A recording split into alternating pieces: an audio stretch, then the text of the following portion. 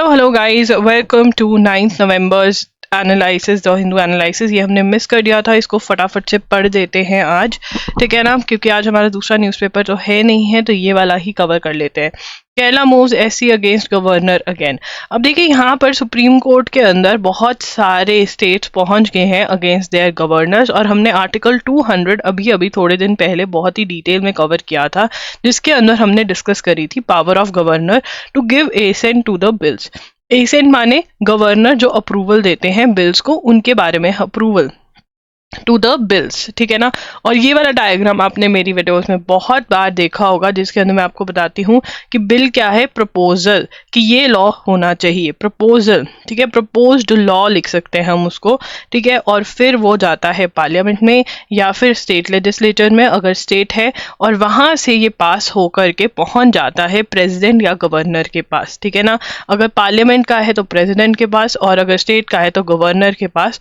वहां पे एसेंट दिया जाता है। एसेंट टर्म का मतलब अप्रूवल, एंड जैसे ही अप्रूवल मिलता है तो ये बिल जो है वो लॉ बन जाता है और हमें ये फॉलो करना पड़ता है। अब स्टेट्स के अंदर क्या हो रहा है कि जो गवर्नर है, स्टेट्स लाइक केरला, पंजाब, तमिलनाडु, ये बहुत ही दुखी हैं। इनके दुख का कारण क्या है? इनके दुख का कारण ये है कि यहाँ तक तो जर्नी इनकी बहुत बढ़िया जारी है कि बिल स्टेट लेजिस्लेचर में जाता है, गवर्नर के पास जाता है, बट गवर्नर एसेंट नहीं दे रहे हैं, तो जो बिल है वो ऐसे ही पड़े हुए हैं। तो सुप्रीम कोर्ट के अंदर अब पहुंचे हैं केरला वाले। केरला का जो गवर्नर है वो है आरिफ मोहम्मद खान। हमें ये याद रखना है कि केरला का गवर्नर कौन है। G7 meet appeals for humanitarian pauses in Gaza. G7 foreign ministers on Wednesday called for humanitarian pauses in the Israel-Hamas war to lead aid in and help the release of hostages. ठीक है, तो यहाँ पर G7 हुआ, 2 day meeting हुई Tokyo में। G7 meeting of foreign ministers हुई है, तो हम ये इतना इंपॉर्टेंट नहीं है, अगर आप लिखना चाहते हैं तो लिख सकते हैं, बट बहुत कम चांसेस होते हैं कि इसमें से क्वेश्चन बने फॉरेन मिनिस्टर में से, बट अगर लिखना चाहते हैं तो लिख दीजिए, ठीक है। उसके बाद हम आगे चलेंगे। SC refuses to vacate order on temple priest in Tamil Nadu. अब ये थोड़ा इंटरेस्टिंग सा है, इसमें पढ़ते हैं। The Supreme Court on Wednesday did not vacate और modify its September 25 interim order. Interim का मतलब मैंने आपको बहुत बार समझाया है। इंटरिम का मतलब होता है, चलिए लिखिए, इंटरिम मतलब टेम्परेरी, ठीक है।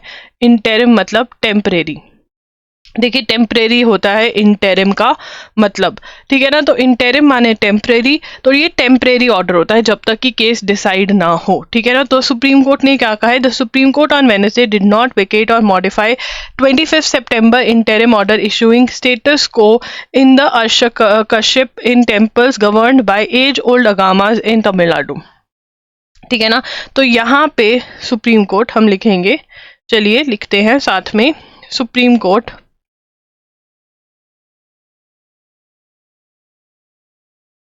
did not vacate status quo order in Archa Kashyap in temples governed by the age-old agamas in Tamil Nadu। देखिए अब यहाँ पे क्या है, इस टर्म को समझते हैं। सुप्रीम कोर्ट ने स्टेटस को का मतलब क्या होता है? स्टेटस को एज इट इज, जैसा है वैसा रहने दो, as it is, no changes. Status quo का मतलब ये होता है। अर्श कश्यप जो होते हैं वो होते हैं टेम्पल के प्रीस्ट, ठीक है ना। टेम्पल के प्रीस्ट की अपॉइंटमेंट की यहाँ पे बात हो रही है। गवर्नमेंट ने कुछ रूल्स चेंज कर दिए तमिलनाडु के अंदर, एंड दे आर नॉट, वो कह रहे हैं कि जो हमारे टेम्पल के रूल्स हैं, जो एज ओल्ड अगामास रूल्स हैं, वो फॉलो नहीं करे जा रहे हैं। The status quo order was passed on the base of series of petition allegation the state government, ये लिखेंगे allegations, that state government was attempting to appoint non-believers as archakas, that is priests, contrary to contrary to Agama. And what is Agama? Agama is post-Vedic scripture of ritual knowledge. That is अगामा. ठीक है ना. तो ये जो temple, ये जो ritual है अगामा में जो दिया हुआ है अर्चकास मतलब प्रीस्ट को अपॉइंट करने के लिए, ठीक है, वो रूल्स जो हैं they are not being followed. ठीक है, तो सुप्रीम कोर्ट में पहुंच गए कि तमिलनाडु गवर्नमेंट जो कर रही है वो गलत कर रही है. This year marks the bicentenary of the arrival of Tamil Nadu के अंदर जो इंडियंस पहुंचे, ठीक है, इन श्रीलंका. ठीक है, उनके बारे में बात हो रही है. अब यहाँ पर इन श्रीलंका, एक मिनट थोड़ा सा पेंसिल, हाँ, in Sri Lanka milestone recently commemorated in Colombo at the event नाम 200. तो नाम 200 क्या है? नाम 200 क्या है? नाम 200. तो नाम 200 के अंदर क्या कर रहे हैं? नाम 200 के अंदर कमेमोरेटेड लिखेंगे. commemorated in Colombo. क्या हुई? बाय सेंटेनरी मतलब 200th एनिवर्सरी. ठीक है, बाय सेंटेनरी मतलब 200th anniversary of arrival of Tamil laborers in Sri Lanka. ठीक है ना, ब्रिटिशर्स लेके गए थे. Britishers took them. कब गए थे? नवंबर 1923. 1823 मैं भी कहूँ यार, 1923 में तो सिचुएशंस और थी थोड़ी. अब यहाँ पर an ongoing case before the Kerala High Court on restricting negative reviews of films in the first few days of their release constitutes an interesting as well as challenging free speech issue. अब movie आती है कोई भी, ठीक है ना, हम उसके रिव्यूज देखते हैं. अब कुछ रिव्यूज वो कहते हैं, जो मूवी मेकर्स हैं वो कह रहे हैं कि फालतू में नेगेटिव होते हैं, जो लोग नहीं चाहते कि एक पर्टिकुलर मूवी चले, तो वो कह रहे हैं कि फर्स्ट फ्यू डेज के लिए रिव्यूज अलाउड नहीं होने चाहिए. The court has taken on the task of distinguishing genuine film criticism from attempts to destroy a movie's prospectus of success through malicious मतलब अब intentionally, malicious मतलब intentionally. अब ठीक है, किसी को पता है कि वो मूवी अच्छी है, ठीक है, बट जान पूछ के बोल रहे हैं, कुछ भी नहीं पता है मूवी के बारे में, बस बोल रहे हैं, नेगेटिव रिव्यूज दे रहे हैं, तो वो चीज रोकने के लिए. It appears that the court is aware of implications of any move to restrict और curb disparaging reviews for free speech and freedom of expression.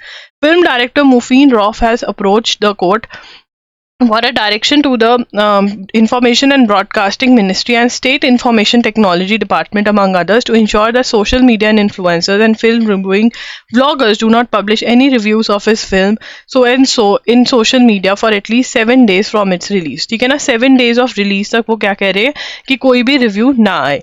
ठीक है, remarks and observation made so far interlocutory orders suggest that the court's focus is mainly on those who either post anonymously or vloggers with unknown credentials who trash films within hours of their release with apparently malicious intent and do not threaten the freedom of film reviewers with acknowledged expertise and experience. ठीक है ना. अब यहाँ पर हमें 2 से 3 चीजें लिखनी होंगी. चलिए आइए लिखते हैं. वो क्या लिखेंगे हम? सबसे पहले यहाँ पर लिखेंगे film review case in Kerala High Court. ठीक है ना. अब यहाँ पे सबसे पहला पॉइंट क्या बनेगा? फिल्म मेकर का नाम. Director Mubeen rough approached High Court that no reviews of his movie should be posted for first 7 days. ठीक है, और यहाँ पे क्यों? नेगेटिव कमेंट्स, ठीक है ना, intended malicious, that is intended, intentionally मतलब जानबूझकर, ठीक है ना। तो ये अजीब सा ही केस है, देखते हैं इसमें क्या होता है। अब उसके बाद with China frequently intimidating Taiwan over the past year through deployment of its air force and navy in the surrounding areas, there is a oft post question whether India could take care. अब यहाँ पे ये पूछ रहे हैं कि अगर Taiwan को अटैक कर देता है चाइना, ठीक है ना। अब यार चाइना और ताइवान के अंदर बहुत बड़ा ही रिलेशनशिप है, बहुत पुरानी दुश्मनी है इनकी। तो बेसिकली क्या हुआ था, जो प्रेजेंट डे चाइना है, ठीक है ना, प्रेजेंट डे चाइना है, यहाँ पर ताइवान के लोग रहते थे पहले, मतलब जो अब ताइवान के लोग हैं पहले चाइना में रहते थे। अब वाले लोग, जो चाइना के अब वाले लोग हैं, उन्होंने अटैक किया प्रेजेंट डे चाइना पे। ताइवान वाले भाग कर अपना उन्होंने बसा लिया और ताइवान में जाकर बस गए। और जो चाइना पे जिन्होंने अटैक किया था वो आज चाइना को रूल कर रहे हैं। बहुत देर तक कंट्रीज ने जो टुडे जो चाइना है इसको आइडेंटिफाई नहीं किया था, वो ताइवान के साथ ही रिलेशन रखते थे। बट धीरे धीरे धीरे धीरे चाइना का इन्फ्लुएंस इतना बढ़ गया कि ताइवान को छोड़ छाड़ के सब चाइना की तरफ हो लिए, ठीक है। एंड इवेंचुअली अब क्या है, चाइना कहता है कि ताइवान भी तो मेरा ही है, ठीक है ना। अब ताइवान वाले कहते हैं हमारा तुमसे कुछ लेना देना नहीं है, बट येस चाइना का हमेशा ये लगा रहता है कि ताइवान पर अटैक वो कर सकता है। अब वो कह रहे हैं कि अगर चाइना ताइवान पर अटैक कर देता है तो क्या अंडमान सी से जो बहुत सारी शिप्स निकलती हैं स्टेट ऑफ मलाका से, क्या इंडिया उसको ब्लॉक कर देगा, ठीक है ना। अब ये तो जब होगा तभी पता चलेगा। द फैक्ट, अब वहां से बहुत सारे कॉमर्शियल शिपिंग जो है, नेवी के वेसल्स जो हैं वो निकलते हैं, और अगर उससे ब्लॉक कर देता है तो चाइना को बहुत प्रॉब्लम हो जाएगी। तो ये बहुत ही मनघटत सी कहानी है। तो यहाँ पे आपको स्ट्रेट ऑफ मलाका, ठीक है ना, ये कहाँ पर है, अंडमान सी में है, ठीक है, अंडमान सी, और अंडमान सी भी बोल रहे हैं उसको, ठीक है ना। तो ये हमें पता होना चाहिए कि अंडमान सी में है, ठीक है, बस इतना ही पता है यहाँ से। उसके बाद आगे चलेंगे, move towards EFIR but with caution. तो यहाँ पे EFIR के बारे में बात हो रही है, और यहाँ पर बात हो रही है कॉग्निजेबल ऑफेंसेस के बारे में। What is a cognizable offence? Cognizable offence, an officer can take cognizance of an arrest a suspect without seeking court warrant to do so if she has reason to believe that the person has committed the offence and is satisfied that the arrest is necessary. अब क्या है, cognizable is more serious offence. अब serious offence है, मान लो किसी ने rape कर दिया, मर्डर कर दिया, तो अब अगर वो कोर्ट के वारंट की वेट करेंगे, मे बी वो भाग जाए, कुछ भी कर जाए, तो कॉग्निजेबल ऑफेंस के अंदर विदाउट वारंट जो है पुलिस वो अरेस्ट कर सकती है अक्यूज्ड को, right. So that is what is a cognizable offence, ठीक है। अब इसके अंदर नेक्स्ट जो है, move towards EFIR with caution. तो अब यहाँ पे EFIR के बारे में बात हो रही है। तो EFIR है क्या, तो यहाँ पे हम पढ़ लेते हैं ये सारा एक्स्ट्रा जो मैंने दिया है। The basic motive of introducing online FIR is to help those victims who are not able to file the FIR at the nearby police station. It may sometimes be difficult for the victims to personally visit the police station and file FIR for reasons of living far from the police station, saving themselves from embarrassment, or in cases where the bodily injury is such that the victim is unable to visit the police station. For such cases, the government has introduced EFIR. तो EFIR क्या है? Online FIR है, cognizable offences के अंदर ये हो सकती है। तो यहाँ पे पढ़ेंगे, The Law Commission of India in report number 282 recommended that in cases where the accused is not known, registration of an EFIR should be allowed for all cognizable offences.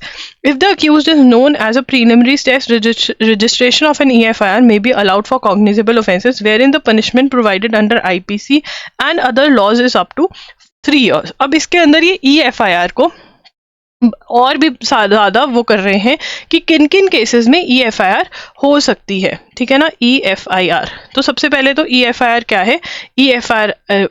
FIR is an online FIR, ठीक है ना, online FIR। FIR क्या होती है? First information report of an offence. क्या है? First information report, ठीक है ना। तो that is what is EFIR ये है।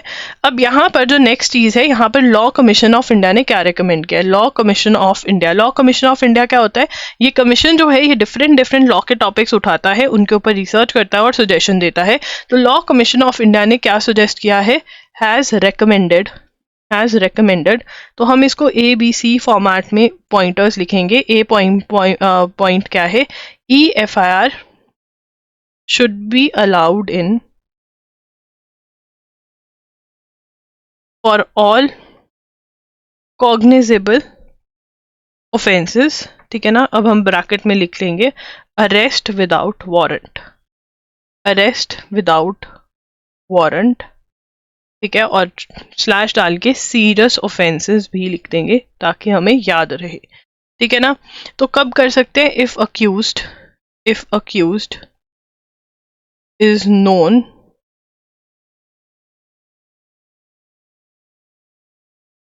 ठीक है ना, where the if the accused is known as a preliminary step registration and where the and may be allowed, ठीक है, cognizable होना चाहिए, cognizable offense होना चाहिए, और punishment in IPC is up to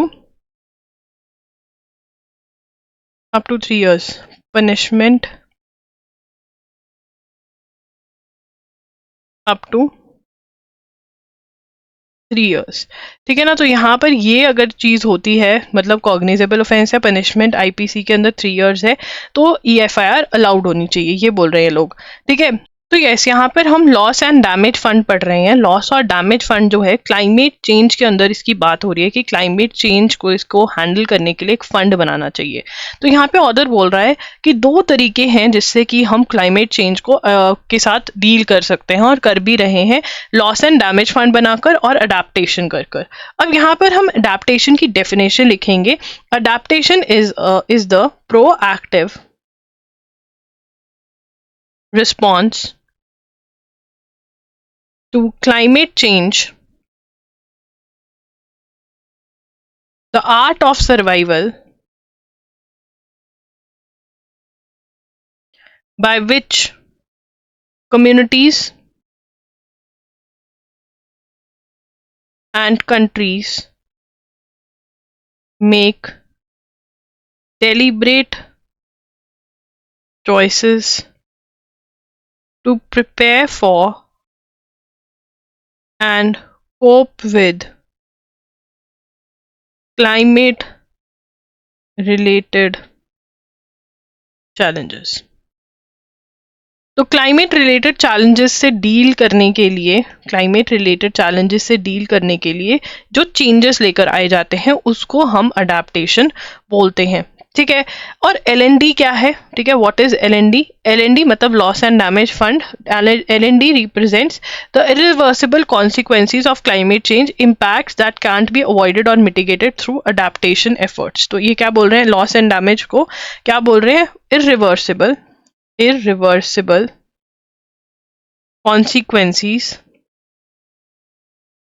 of climate change, impacts that can't be avoided or mitigated through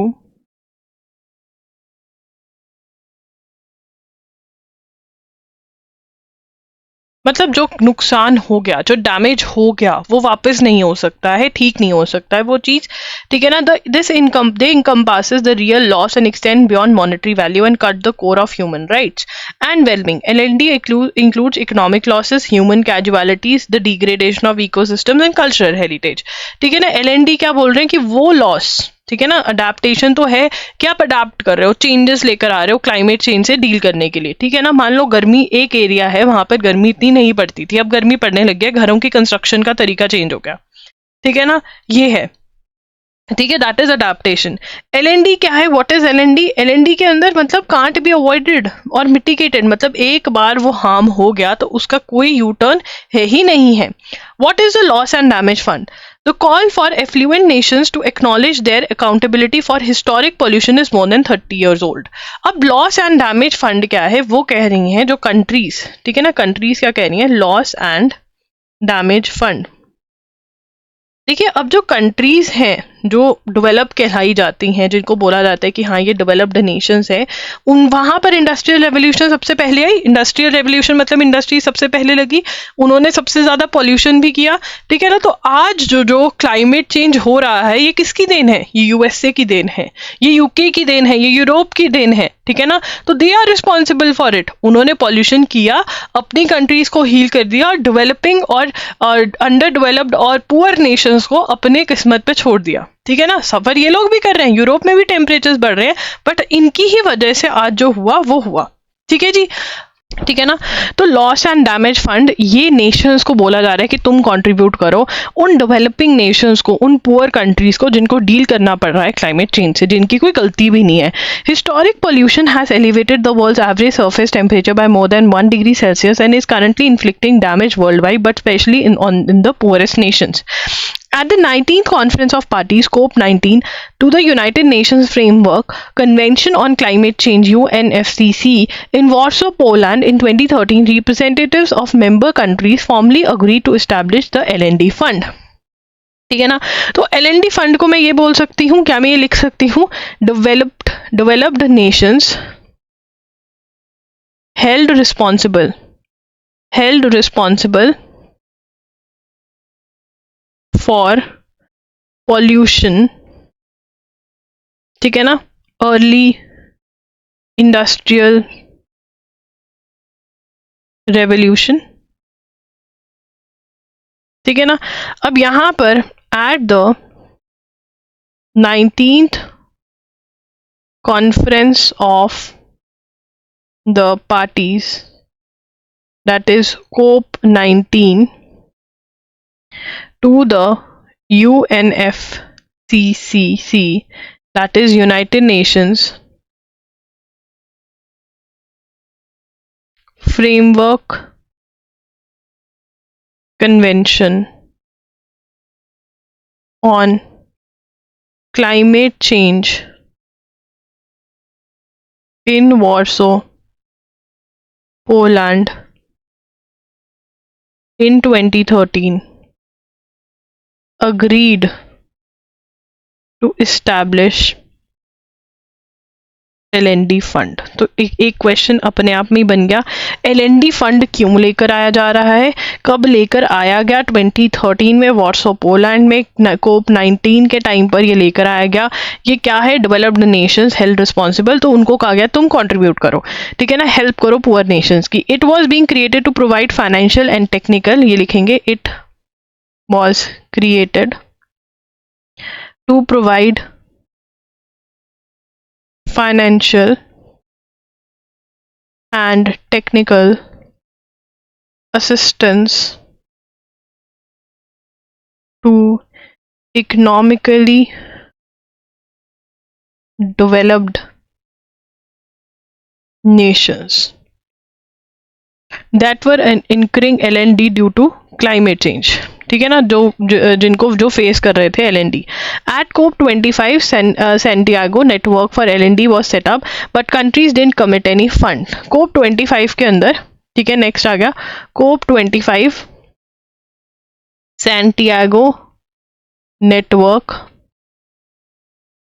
for LND was set up, countries didn't commit to any funds. Subsequently, at COP26, Glasgow Dialogue on Finance for LND was established to continue discussions over the next 3 years on the fund. Finally, COP27 in November 2022, after intense negotiations, representatives of UNFCCC's member states agreed to set up LND fund and a transitional committee to figure out how the new funds mechanism under the fund would operate. Okay, it was in COP27, ठीक है ना, LND fund and set up and a transitional committee to figure out how the new funding mechanisms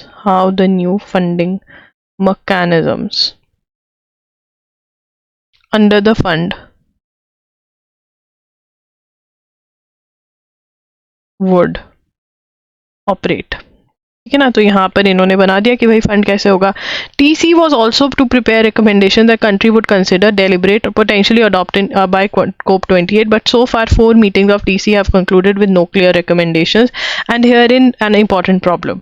The 4th meeting of TC or TC4 concluded on 20th October 2023 with no clear consensus on operationalizing the LND fund. अब मतलब ये बातें ही हो रही हैं, कुछ हो नहीं रहा इस पे। The principal bones of contention had to do with hosting the fund at World Bank. The foundational principle of common but differential responsibilities, climate reparations, and the eligibility of all developing nations for the funds. An impromptu fifth meeting of TC, that is TC5 in Abu Dhabi, concluded a few days back, and set of recommendations have been drafted and forwarded to COP28. TC5 was not on the original agenda, assigned to how contested the LND. Developing nations conceded to the fund being hosted by World Bank Financial Intermediary Fund for an interim period for 4 years. अब यहाँ पे developing Nations क्या कह रहे हैं कि जो ये फंड है ये कौन इसका ध्यान रखे, कौन होस्ट करे इसको, world bank financial intermediary fund जो है इसको होस्ट करे, ठीक है ना. While the World Bank is yet to confirm that it is willing, अब World Bank confirm करेगा कि हम करेंगे या नहीं करेंगे. It is important to note charges on an exorbitant overhead fee. Moreover, the developed nations, particularly the US, have remained non-committal. कौन कितना फंड देगा इसके ऊपर भी कोई कमिटमेंट नहीं आई है, तो अभी कुछ इसका रिजल्ट नहीं निकल गया है. बट हमें लॉस एंड डैमेज जो टर्म है ये बहुत इंपॉर्टेंट है, और लॉस एंड डैमेज फंड क्या है इसके बारे में पता होना चाहिए. The absence of economic support, अगर कंट्रीज को इकोनॉमिक सपोर्ट नहीं मिलेगी पुअर कंट्रीज को, तो वो कैसे हैंडल करेंगे क्लाइमेट चेंज, ये भी अपने आप में एक प्रॉब्लम है. India's bio economy contributes 2.6% to GDP, ठीक है ना. इंडिया की जो बायो इकोनॉमी है वो 2.6% GDP को कंट्रीब्यूट करती है. तो ये हम लिख लेंगे, India's bio economy contributes 2.6% to the GDP, ठीक है ना. तो ये जो है ये बहुत इंपॉर्टेंट चीज़ है, 2.6% कॉन्ट्रीब्यूट करती है ये.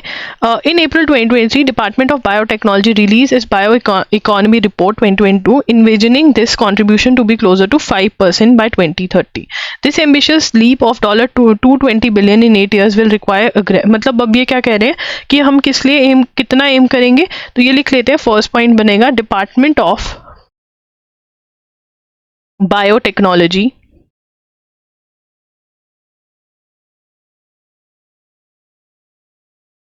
released bioeconomy report 2022. Contribution aim contribution to be closer to 5% by 2030. मतलब ये जो कंट्रीब्यूशन है कितने पे ले जाएंगे, 5% पे ले जाएंगे बाय 2030, ये इनका एम है. Funding the biotechnology India has been stagnating for a while. वो कहते हैं कोविड-19 के अंदर इन्होंने ज़्यादा फंड किया था, वैसे कुछ ज़्यादा फंडिंग दे नहीं रहे हैं बायोटेक्नोलॉजी के लिए, ठीक है ना. अब यहाँ पे डिपार्टमेंट ऑफ, ये थर्ड पॉइंट बनाएंगे, department of biotechnology, that is DBT, issued guidelines of genetically engineered insects. Yes, genetically engineered insects मतलब मच्छर ये लोग बनाएंगे. अब हमने कभी पढ़ा था, आपको तब आप पढ़ नहीं रहे होगे न्यूज़पेपर, मैं आपको बता देती हूँ. तो जेनेटिकली इंजीनियर्ड इंसेक्ट्स क्या है, लेबोरेटरी में इंसेक्ट्स बनाए जाएंगे और छोड़े जाएंगे, जैसे बीज, मॉस्किटोज इसलिए कि टेस्टिंग करने के लिए कि ये मेडिसिन वर्क करे इस मॉस्किटो पे या नहीं. ये सारे जेनेटिकली इंजीनियर्ड होंगे, और इसी के ऊपर गाइडलाइंस निकाली किसने, डिपार्टमेंट ऑफ बायो टेक्नोलॉजी ने, ठीक है. The guidelines note that GE insects are becoming globally available and are intended to help Indian researchers navigate regulatory requirements. The guidelines only provide regulatory procedures. The development and release of GE insects offers implication. अब यहाँ पे ये क्या है कि वो कह रहे हैं कि जो ये GE वाले हैं इसमें बहुत ज़्यादा प्रॉब्लम है कि एक बार ये छोड़ दिए और इनका कोई नेगेटिव इम्पैक्ट हो गया, वापस तो लेकर आ नहीं सकते हैं, तो बहुत ध्यान से इनको, समझदारी से ही इन इंसेक्ट्स के बारे में इनको लेकर आया जा सकता है, ठीक है ना. अब यहाँ पे जल्दी से reading, the guidelines are applicable only to research and not confined trials or deployment. That is once the insects are made and tested in laboratory, researchers can conduct trials with them on the approval of genetic engineering appraisal committee of the union environment ministry. तो ये हम fourth point बना लेते हैं, ये fourth point बन रहा है, फोर्थ पॉइंट बन रहा है, ठीक है. Insects made in laboratory can conduct trials with them on approval of genetic engineering appraisal committee, that is GAC। ठीक है ना, तो GAC जो है उसकी अप्रूवल से चलेगा, और GAC किसका है? Of the union environment ministry. Government authorities will also have to close follow the deployment of these. अब ये यही बोल रहे हैं कि यार इसमें ये है कि एक बार अगर छोड़ दिए मॉस्किटोज या कोई इंसेक्ट्स, तो अगर उनका कोई गलत इफेक्ट हो गया ये वापस नहीं आ सकते, तो ये बहुत ही ध्यान से करने वाली चीज़ है। AIF ask its high profile secretary general Shaji Prabhakaran to quit. The all India football federation ने क्या कर दिया? All India football federation decided to remove Shaji Prabhakaran। ठीक है, कौन है ये? Secretary general. ठीक है ना, breach of trust according to sources took the. ठीक है, AIFF के प्रेसिडेंट कौन है? ये हम एक्स्ट्रा लिख रहे हैं, कल्याण चौबे। ये क्वेश्चंस आ जाते हैं तो इनको पढ़ लेना। AIF's decision to terminate me comes as a shock. We were working as a team. Charging me for breach of trust is a massive allegation. I remain a servant of the beautiful game. Blah blah blah. ठीक है। US to invest $553 million in Adani Sri Lanka port terminal project। सबसे पहले तो heading copy करेंगे, US to invest $553 million in Adani's Sri Lanka port terminal project। ठीक है, तो यहाँ पर क्या है? The US International Development Finance Corporation has agreed to invest so and so in Adani Ports led container terminal project in Colombo less than a year after US investment research firm so and so accused Adani Group of pulling the largest con in corporate history। चलो ऐसा ही है। चलो इनको पता है कहाँ पे profit होना है। US international development finance corporation in Adani ports project in Colombo Sri Lanka. ठीक है ना, अब यहाँ पे ऑथर क्या कह रहे हैं कि ये हैरानी वाली बात ज़्यादा इसलिए है क्योंकि इन्होंने बोला था कि जो अदानीज हैं वो तो बहुत ही फेक हैं, जितना उनका दिख रहा है उतना अंदर कुछ भी नहीं है, और अब US वाले ही इसमें इन्वेस्ट कर रहे हैं। Adani port signed a dollar, ये लिखेंगे second point, Adani ports signed a $700 million deal with Sri Lanka Ports Authority, that is SLPA, and Sri Lankan conglomerate John Kells Holding in September 2021 to jointly develop the terminal. The move followed an abrupt decision by former President Gotabaya Rajapaksa. He was ousted from power by a people's uprising during last year's economic meltdown to eject the governments of India and Japan out of East Container Terminal project at the same port. His government had said that West Terminal was offered to India as a compromise and that Adani Ports was bought in New Delhi's nominee. तो यहाँ पर क्या हुआ था? Economic crisis हुआ था, ठीक है, इकोनॉमिक क्राइसिस हुआ श्रीलंका के अंदर, तो हमें ना कुछ प्रोजेक्ट्स नहीं दिए गए थे, तो फिर उसके बाद अदानी को ये प्रोजेक्ट्स दिए गए, ठीक है ना। तो इसके अंदर कोई एक मिनिस्टर था, उसने उठ के बोल दिया कि जो अदानी को प्रोजेक्ट दिए गए हैं ना, वो इंडियन गवर्नमेंट को लुभाने के लिए दिए गए हैं, ठीक है। उसके बाद IS attacks kills 30 pro government forces in Syria, says war monitor. Islamic state group attacks killed at least 30 pro government forces and soldiers in Syrian desert, a war monitor। तो ये हमें नोट नहीं करना है। Darfur refugee report spate of ethnic killing by Arab militia। People fleeing to Chad have reported a new surge in ethnically driven killing in Sudan's Darfur as a paramilitary। अब यहाँ पे हमें पता है कि सूडान में क्या चल रहा है। सूडान में पैरामिलिट्री मतलब जो मिलिट्री जो फोर्सेस को इंटरनल सिक्योरिटी के लिए रखा हुआ होता है, इंटरनल सिक्योरिटी, और मिलिट्री जो एक्सटर्नल सिक्योरिटी, कोई कंट्री की लड़ाई ना लग जाए, उनको रखा होता है। इन दोनों की आपस में लड़ाई होगी कि कौन सा लीडर जो है वो कंट्री को गवर्न करेगा, तो ये हमें पता होना चाहिए। European union moves closer to starting accession talks with Kyiv.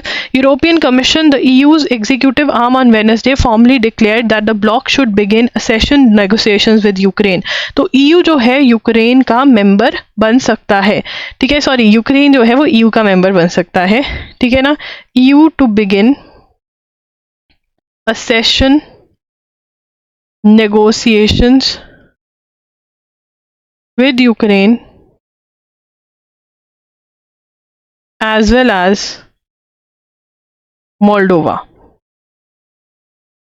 ठीक है। EU leaders will need to approve the recommendation when they meet in December for accession talks to begin। तो accession किस किस की होने वाले, यूक्रेन और मोल्डोवा की। This is very very important, ठीक है। चलिए आगे चलते हैं। Reacting to the February 2022 invasion of Ukraine by Russia, the EU revived the idea joining the Union.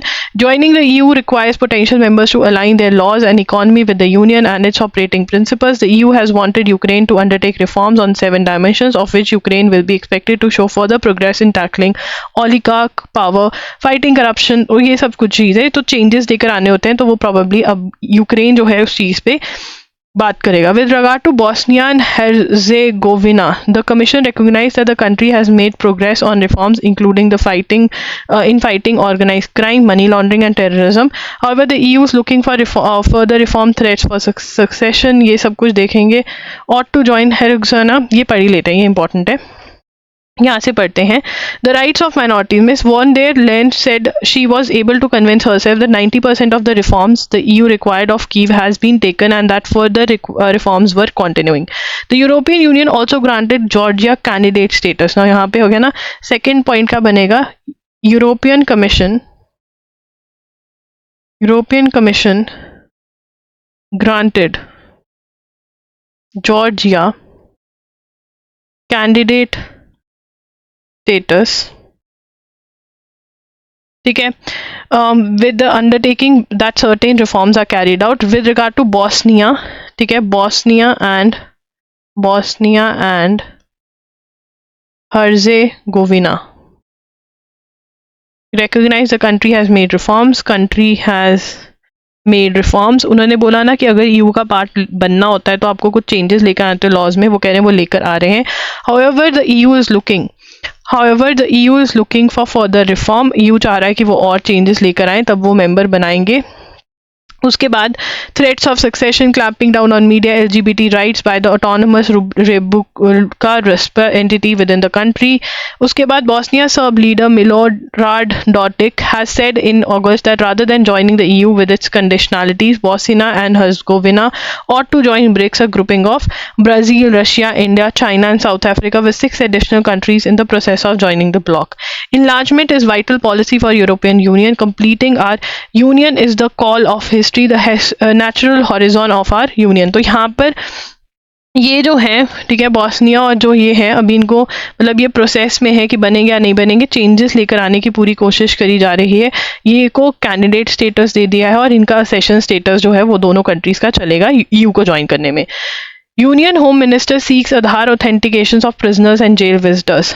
Prisoners lodged in more than 1,300 jails across the country and their visitors may have to undergo Aadhaar authentication, an initiative of the Ministry of Home Affairs to ensure the security of the inmates and prevent identity fraud. तो यहाँ पर Home Ministry, Ministry of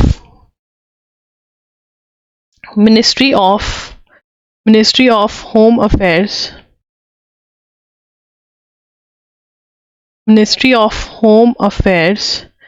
Ministry of Home Affairs to ensure, Ministry of Home Affairs says visitors may have to undergo Aadhaar authentication to ensure security in jails.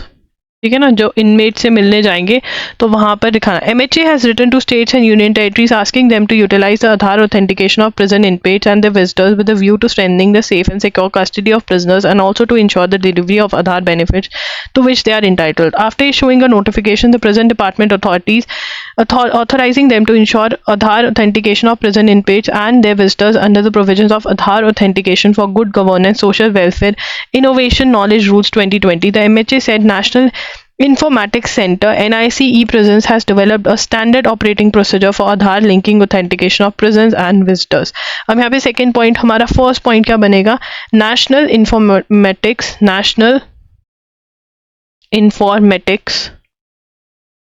Center, that is NIC, that is e-prisons, had developed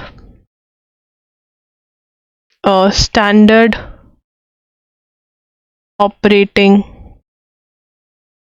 procedure, that is SOP, for Aadhaar linking authentication of prisoners और visitors. ठीक है ना, तो किसने बनाया है ये चीज़ें? नेशनल इंफॉर्मेटिक्स सेंटर ने बनाई है. However the notification issued by ministry dated so and so stated authentic process would be voluntary. ठीक है ना, authentication process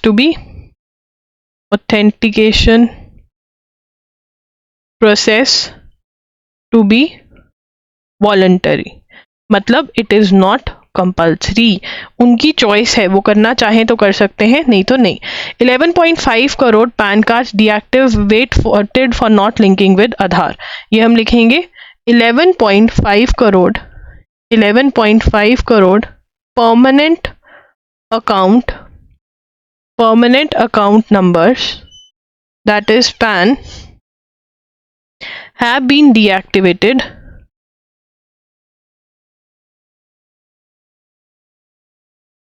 for not being linked to Aadhaar. There was a deadline given by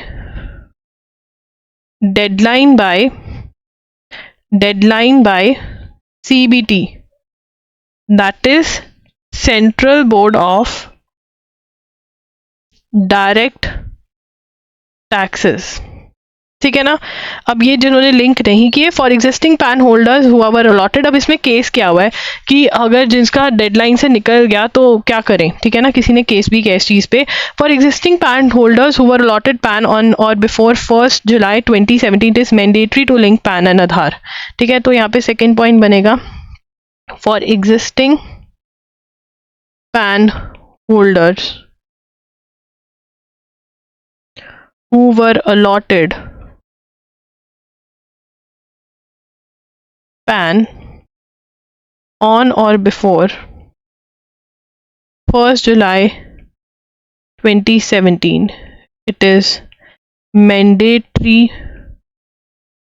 to link PAN and Aadhaar. ठीक है ना. अब जिन्होंने नहीं करवाए उनके डीनोटिफाई कर दिए गए हैं.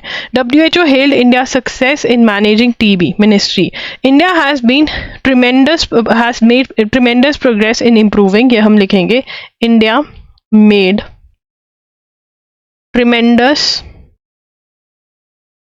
progress in improving case detection and reversed impact of COVID on tuberculosis, that is TB program, noted WHO's Global TB Report 2023. TB treatment coverage according to report has also improved to 80% or estimated TB cases an increase of 19% over the previous year. ठीक है ना, coverage TB treatment coverage कितना हो गया है 80%. India's effort have resulted in reduction of TB incident. India's efforts have resulted in reduction of TB incidence by 16% from 2015 to 2022.